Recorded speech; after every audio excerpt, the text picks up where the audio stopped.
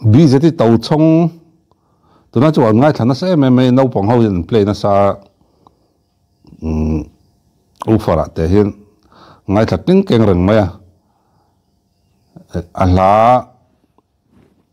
po hi no pong ho ne tanga ka khria thini te tang puya ei feli fa nai hin lo zana mai kor arong ko vara ngai thang o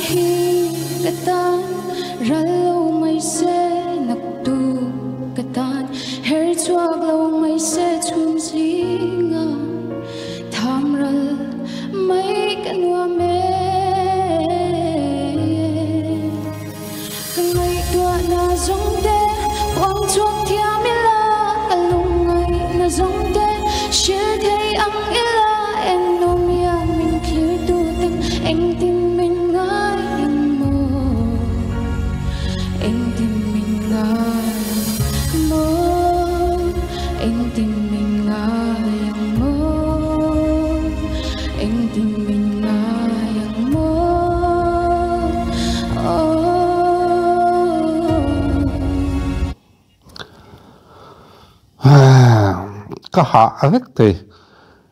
bi zeti te chu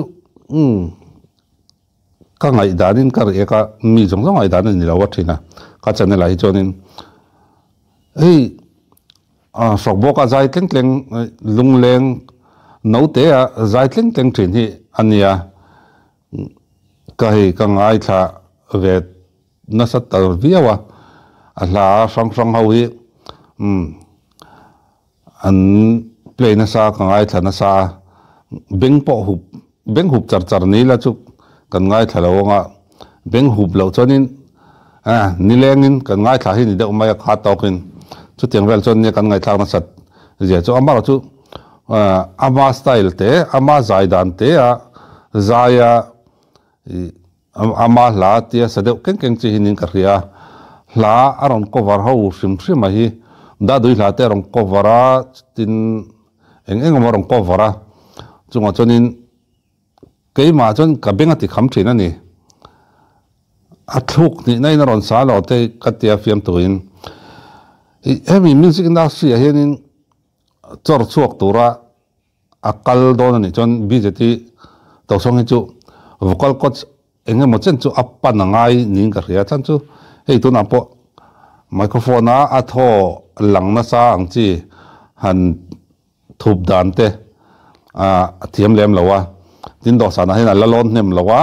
kan mungai lawa a video kan en pon a mail kan huna chu thamasa lokania a zai tan na chu rei to a khatiang chi khania ei thok bo ka tanga zai no te amani o zai keng keng chi nia tuna het ni mai kor heta olian le o on tiam lian anga han vom turang chi te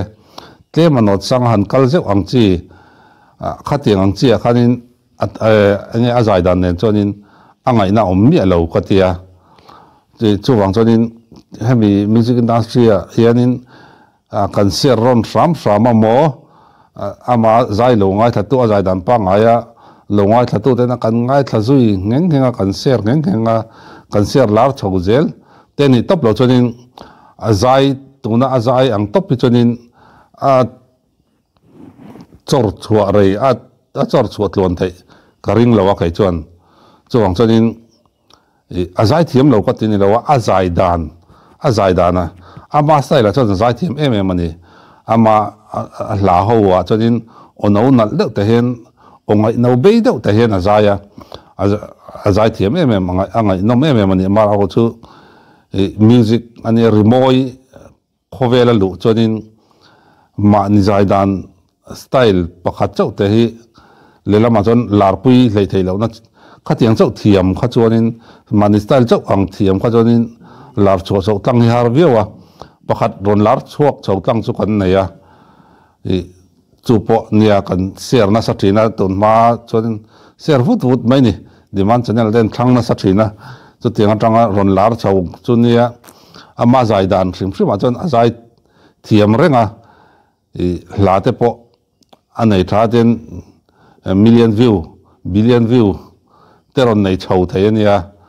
ama giải đàn cho ama rồi chú là đang sắc rẻ rồi nên anh ấy nó ổn miệng lâu life giải bộ ngày nó ổn miệng lâu anh chị khán nha khát tiếng anh chị thế khá cần industry cho anh làm thâu ama rồi chú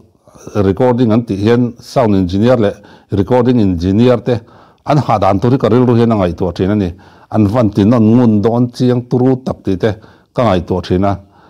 recording engineer lệ sound engineer thế cái kho ấy dọc trên musician thế chú tiếng chỉ chú milar cái này thâu này mà sẽ cái tiếng ngã chang mi nui chang mi nui lụa lệ trol lụa ang chi ni lâu tuổi khan bây giờ thì chú ron trăng xe cái đó hi nấu nó là giải đàn style tra mà sẽ cái mà em giải đàn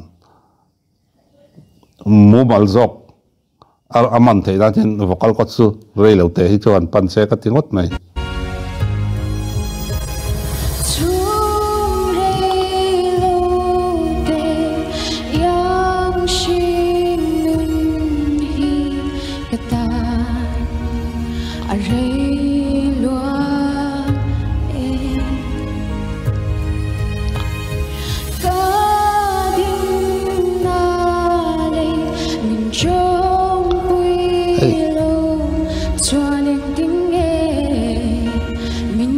giải mar pot china hemi hai nốt lệ lo nota akisang lệ akiniama akal tu rahi hi hemi a ropok te ale te hian a controller chuang chonin la dang ang chi a chonin mi la sak hi chonin a boi thak deuh lek thin hi om zia zo ka chu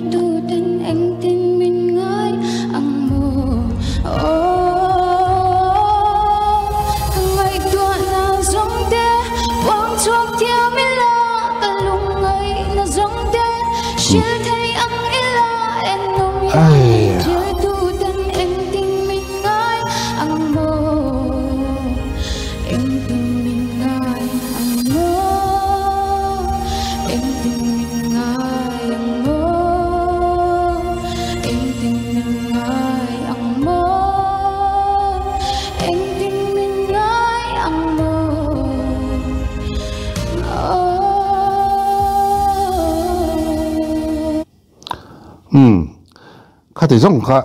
anh nia giải ama la le ama giải đàn keng chặt phiêu rồi liền la đắng satu rồi le mi la rong có vào tuổi chọn tle min giải đàn hi om zia riết đều aman le đều pil đều chu angai cái ria độ sana kan la pu na salawa chung vela wanga nervous po chu ni mana le hei voi ti voi thum vel do san alon na ani mai thaya social media ka hmu na atang chon ala tam lo sim sima tina interview te kan ena mijak zum chi nia khateng chi mijak zum chi ani le minkil toi chi ni kan ria chu wang chanin do san polon nem lotin a music video te po lang do lo lan thre chi ania khateng chi kha ania amaro chu ononal takanaya omoi takanaya chumi chu ron pei pung tur hian music industry ron chor chuak tur hian remoi khowela ron chor chuak tur hian in tlemin ron tang deuh se maron lale zual deuh se hlanal tak tak anei thina hlamoi tak tak anei thina hla thu tha deuh deuh anei thina chuang chanin thalem ngai na in kan soi ni chu ole hun man nom vek ole